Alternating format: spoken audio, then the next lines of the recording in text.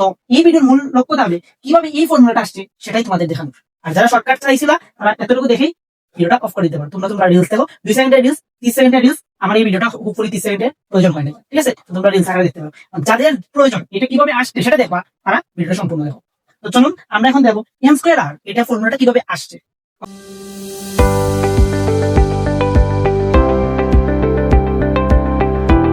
প্রিয় শিক্ষার্থী বন্ধুরা, হুপফুলি ইউ আর ওয়েল। আজকে দেখো তোমাদের বিপ্রোবায়োটিক্সে একটা প্রশ্ন নিয়ে যে হয়েছি, সেখানে কি বলছে দেখো, 3 ওহম রোধের একটি তারকে টেনে যদি 4 গুণ করা হয় তাহলে তারটির রোধ কত হবে? এই প্রশ্নটা এসএসসি যারা আছো ছোট্ট বন্ধুরা, তোমাদের এই প্রশ্নটা বোর্ডে এমসিকিউ বা সিকিউ বোথ দুইটাতেই চলে আসে। এইচএসসি এর যারা আছো সিনিয়র অর্থাৎ এইচএসসি 26, তোমাদের তো তোমরা তো এই ধরনের প্রশ্ন, তোমরা যেহেতু এইচএসসি 26 তোমরা এখন টেস্ট পরীক্ষা দিচ্ছ, তোমরা এই প্রশ্নের সম্মুখীন হয়েছো অনেকবার। এবং এইচএসসি 27 যারা সদ্য এইচএসসি পা গেছো, তোমরা কিন্তু যদি স্থির তৈরি করে থাকো তাহলে তোমরাও এই প্রশ্নের সম্মুখীন হবা। ওকে, তো এই প্রশ্নটা বা এডমিশনে যারা দিচ্ছ বা দিবা, তারাও কিন্তু এই টাইপের প্রশ্নের সম্মুখীন হবা বারংবার।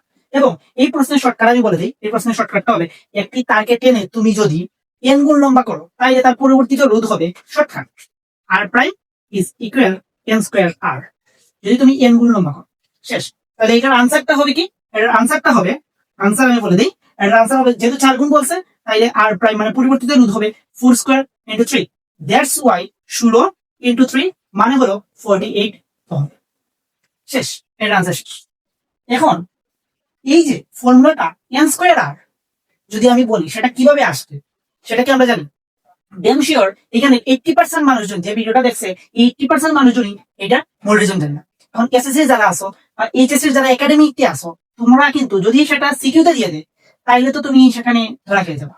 তো এই ভিডিওর মূল লক্ষ্য থাকবে কিভাবে এই ফর্মুলাটা আসছে সেটাই তোমাদের দেখানো। আর যারা শর্টকাট চাইছিল তারা এতটুকু দেখেই ভিডিওটা অফ করে দিতে পারো। তোমরা রিলস দেখো 2 সেকেন্ডের রিলস 30 সেকেন্ডের রিলস, আমার এই ভিডিওটা হুপফুলি 30 সেকেন্ডের প্রয়োজন হয় না, ঠিক আছে? তো তোমরা রিলস আকারে দেখতে পারো।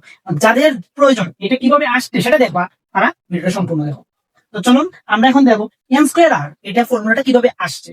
ওকে, ফর্মুলাটা কিভাবে আসছে তার মানে জিনিসটা হচ্ছে, আমি যদি প্রশ্নটাকে একটু ড্র করি মানে রিক্রিয়েট করি, তাইলে দেখো জিনিসটা হচ্ছে, ধরো এখানে আমি লিখলাম আর রোধের একটি তারকে টেনে আমি এন গুণ লম্বা করা হলে, এন গুণ করা হলে তারটির রোধ কত হবে, মানে প্রুফ করবো এন স্কয়ার আর, প্রুফ করবো আমি এন স্কয়ার আর। ওকে, তো আমি আগেরটা একটু মুছে নেই।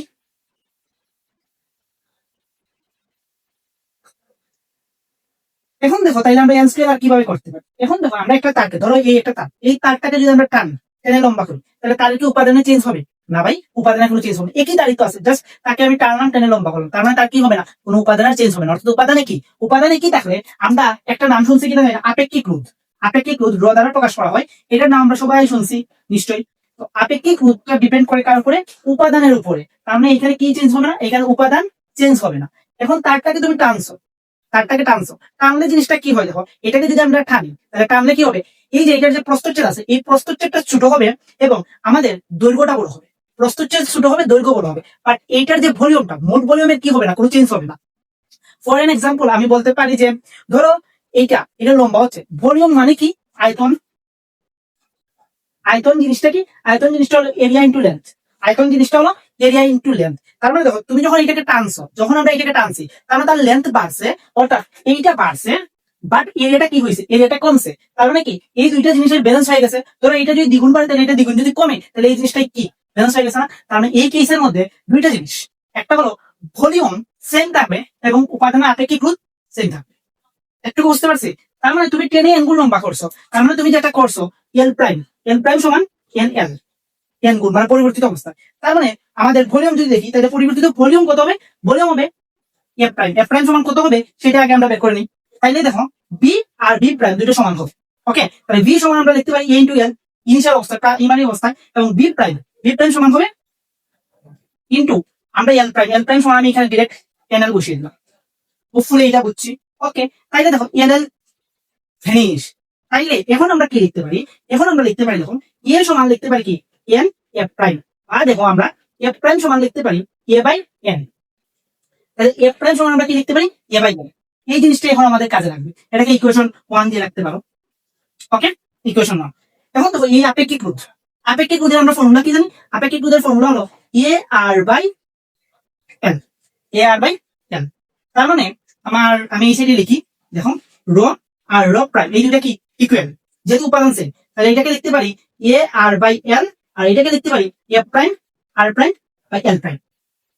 উপরে আমরা এটা বুঝছি, তাইলে দেখো এ তো আর এ রইলো, এর পরিবর্তে কিন্তু দেখো এর পরিবর্তে আমরা লিখতে পারি কি এ এন প্রাইম লিখতে পারি, এর পরিবর্তে দেখলাম এন এ প্রাইম, আর তো রইলই, আর এল তো এল এর জায়গায় থাকলো, ফাইন। এখন এ প্রাইম রেখে দিলাম। আচ্ছা আর প্রাইম আমরা বের করবো, তাহলে আর প্রাইম থাকলো, এখন এল প্রাইমের জায়গায় আমরা লিখতে পারি এল এল। এই দেখো এল প্রাইমের জায়গায় আমরা কি লিখতে পারি এন এল, আমি লিখলাম, তাহলে এই এল বাদ, এই এ প্রাইম বাদ। তার মানে আমাদের জিনিসটা কি থাকলো, যে জিনিসটা থাকে সেটা যদি আমি লিখি এখানে, আমাদের লেফট হ্যান্ড পার্টে আছে কি আমাদের এন আর, রাইট হ্যান্ড পার্টে কি আছে ভাইয়া, রাইট হ্যান্ড পার্টে আছে আর প্রাইম এন। তার মানে এইখান থেকে আমরা বলতে পারি দেখো R prime is equal N square R. শেষ, এই হইল আর কি বিষয়।